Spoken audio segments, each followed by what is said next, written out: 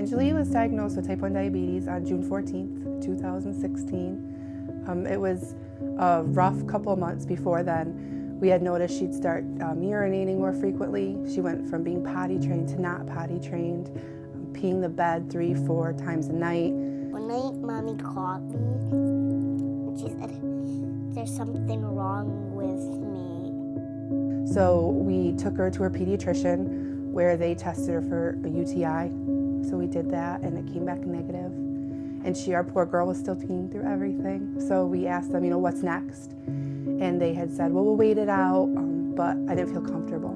So we asked them, we demanded a blood test at that time. So we took her for a blood test about 3 in the afternoon.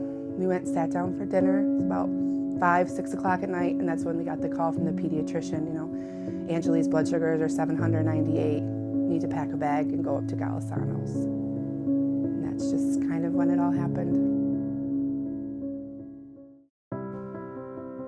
Type 1 diabetes has just forced us as a family to get more on the schedule. And that was hard at first because Monday through Friday we're schedule people. We teach. We're up at the same time. We eat breakfast at the same time. We leave at the same time. We come home at the same time. We eat dinner at the same time. But for about a year, Saturday and Sunday threw a wrench in that. And then going to our endocrinologist and looking at numbers, they were caring about it, but they were a little forward and being, you need to try to keep that schedule the same for the weekend. So we were noticing we were having a harder time keeping her levels in target. I'm afraid of my parents don't hear my alarm in the middle of the night and I need a big shower. That's my biggest fear. The hardest thing to accept about her diagnosis is that she's going to have it for the rest of her life. And I think that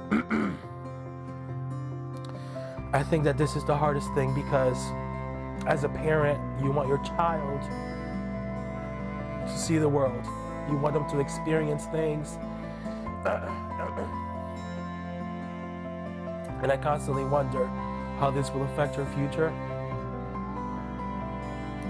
So for me, the hardest thing is knowing that she's going to live with it for the rest of her life.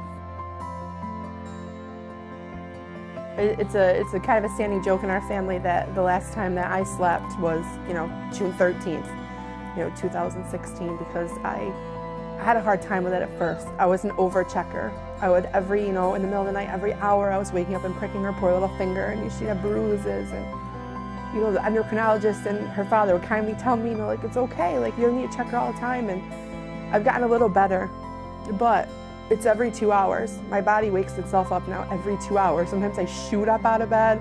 Sometimes it's just a feeling to get up and go check. She does not let anything stop her. I think that she has been able to kind of grab good things from both her parents. And she's a fighter. And she fights and she goes and she doesn't stop and nothing will hold her back. And I think that's so powerful in its own way.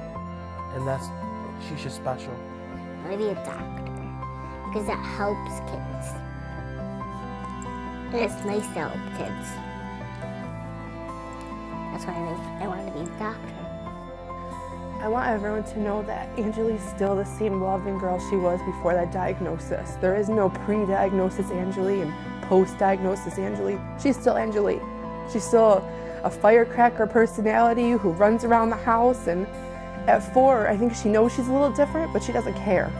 And she wants to educate people. She tells people all the time, this is my pump, this is what I need, this is what diabetes is. So I just want everyone to know that she's still a 4-year-old little girl, and she's still hoping for, to be a princess someday and marry a prince and be happy.